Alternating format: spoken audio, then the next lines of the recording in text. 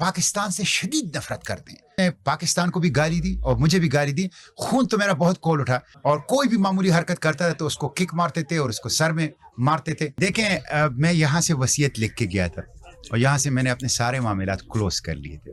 ٹھیک. اس لیے کہ مجھے کوئی امید نہیں تھی کہ میں زندہ پہنچ جاؤں گا. جب اسرائیل نے آپ کو قید کرنے کے لیے اس سمودھ فلوٹیلا جو نان وائلنٹ تھا, جنگ لڑنے نہیں جا رہا تھا, انسانوں کی ہمدردی کی بنیاد پہ جا رہا تھا, تو how they first treated you? جب وہ آپ کی کشتی میں آئے, انہوں نے آپ کو اغوا کرنے کی کوشش کی, کیا ہوا وہ واقعہ؟ یہ دیکھیں سب سے پہلے تو جب وہ ہماری کشتی سیکنڈ لاسٹ کشتی تھی جو انٹرسیپٹ ہوئی اور ہم صرف 40 کلومیٹر فاصلے پر تھے غزہ کے ساحل سے. ٹھیک.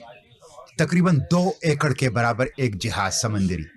میں حیران تھا, اتنا بڑا سمندری جہاز میں نے نہیں دیکھا تھا. وہ ہمارے پیچھے لگا تھا. ٹھیک. اور بہت بڑی سرچ لائٹ قسم کی چیز تھی اس میں, وہ روشنی ہمارے کشتی کے اوپر اور پائپ سے ہمارے اوپر جس طرح وہ پانی وہ جو واٹر کینن کی طرح کا ہوتا وہ پانی پھینک رہے تھے. اور پھر لاؤڈ اسپیکر پہ اعلان کیا کہ stop engine raise the hand.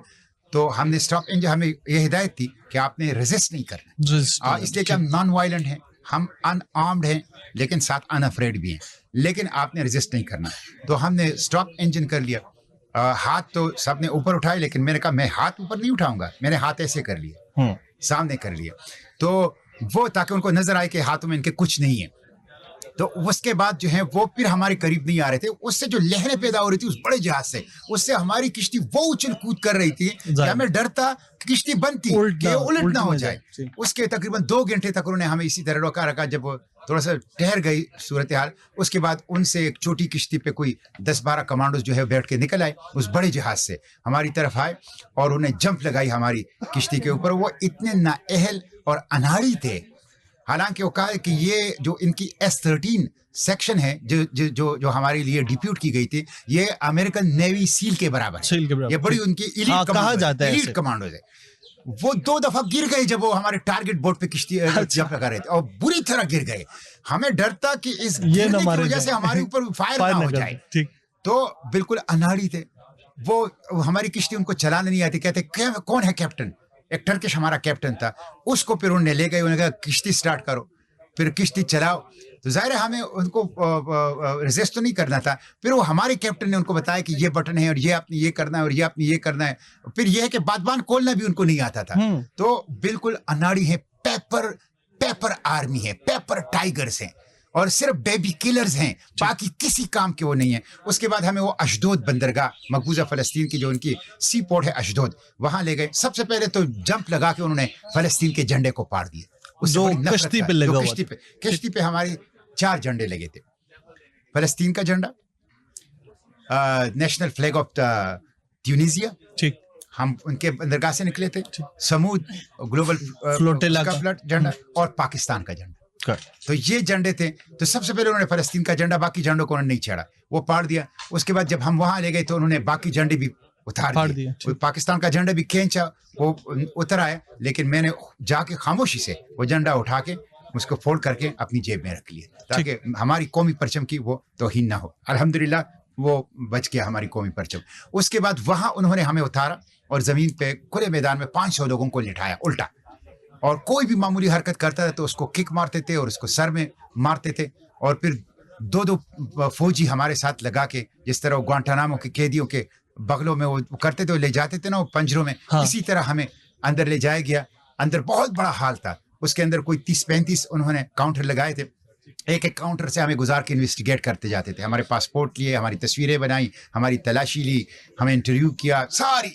اور دوسری طرف جب آپ نکلتے تھے تو آپ کو پریزن وین کے اندر بٹھاتے تھے. وہ پریزن وین ایسا تھا کہ جو سیٹ ہوتی تھی جس پہ 3 بندے بیٹھے, تو اس کے آگے بھی دیوار لوہے کی چھت تک, پیچھے بھی دیوار اور سائیڈوں سے بھی بند. آپ کو کچھ نظر نہیں آتا تھا کہ آپ کہاں بیٹھے ہیں اور کہاں جا رہے ہیں اور کس سمت میں جا رہے ہیں, کچھ بھی نہیں ہوتا تھا.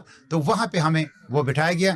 راستے میں جو پروسیس تھا, اس میں یہ ہر ملک کے لوگوں سے پوچھتے تھے کس ملک سے آئے, اس کو گالیاں دیتے تھے, بندے کو بھی گالیاں دیتے تھے. اور حماس پلوٹیلا اس طرح ٹیرورسٹ کے ساتھ ہو, سپورٹر ہو ٹیرورسٹ کے, اور کوئی وہاں پہ جینوسائیڈ نہیں ہے, کوئی وہاں پہ کلنگ نہیں, وہاں ٹیرورسٹ ہے, اس طرح چھیڑتے تھے لوگوں کو اور بدتمیزی کرتے تھے.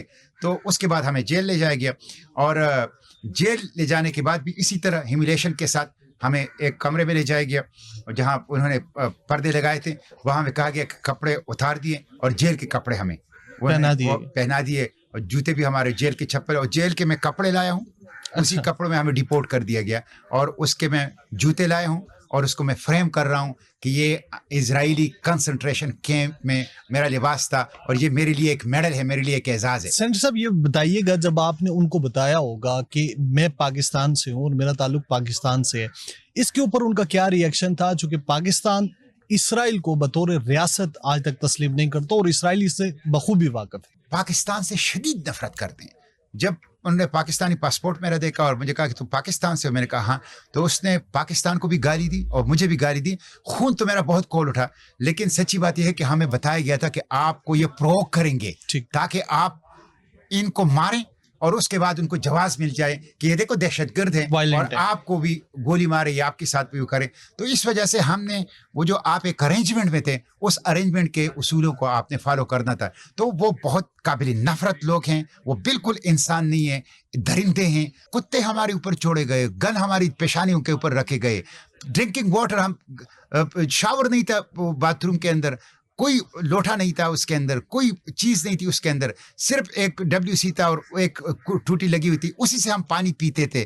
اور آپ دیکھیں ہماری سیل کے اندر ایک امریکن تھا, ایک سوئٹزرلینڈ کا تھا, ایک آسٹریا کا تھا, ایک نیدرلینڈ کا تھا, ایک اٹلی کا تھا, ایک یونان کا تھا, ایک امریکی تھا, ایک 2 ٹیونیزین تھے, ایک مصری تھا اور ایک میں پاکستانی. یہ سب Global Sumud Flotilla, Global Sumud Flotilla. یہ ہم ایک 9/11 سیل کے جو تھے. جماعت اسلامی میں بھی اسی لیے تھا. 37 سال میں نے گزارے, میں نے جماعت اسلامی سے کوئی تنخواہ نہیں لی, میں والنٹیئر تھا, میں رضاکار تھا. جب میں غزہ کے لیے جا رہا تھا تو جماعت نے مجھے رکوایا اس غزہ سے جانے کے لیے. کیسے؟ اس لیے کہ میں جو ملیشیا کے تھرو اس مشن میں شریک ہو سکتا تھا. میں نے ان سے کہا, ان کا نازم اعلیٰ میں رہا ہوں, اور ان کے سیکریٹری جنرل جو ہیں وہ حیدر صاحب جو ہیں, تو ان کو جماعت کے سینٹرل لیڈرشپ نے منع کر دیا کہ ان کو فیسیلیٹیٹ غزہ جانے کے لیے ان کو فیسیلیٹیٹ نہیں کرنا. اچھا, تو جب میرا غزہ جانے کا راستہ بند ہو گیا, پھر میں نے براہ راست ملیشیا سے رابطہ کیا